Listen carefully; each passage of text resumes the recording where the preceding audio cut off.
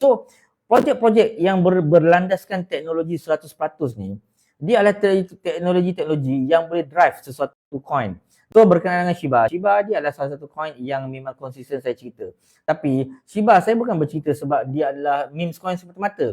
Saya bercerita sebab Shiba saya start bercerita apabila Shiba dia dah start buat dia punya teknologi.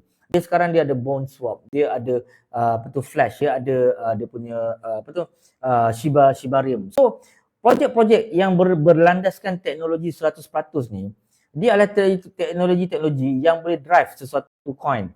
Dan dia akan menjadikan status daripada coin itu, dia punya status dia 50-50. Orang kata, ada yang kata non halal. Tetapi bila suntiknya teknologi, dan teknologi itu adalah yang align dengan teknologi yang sekarang ni, teknologi blockchain, kemudian dia buat apa yang dinamakan Shibarium layer 2. Jadi dia menyebabkan coin itu dia dah ada satu fundamental yang kuat di belakang dia. Itu yang pertama, sebab teknologi, backed by teknologi.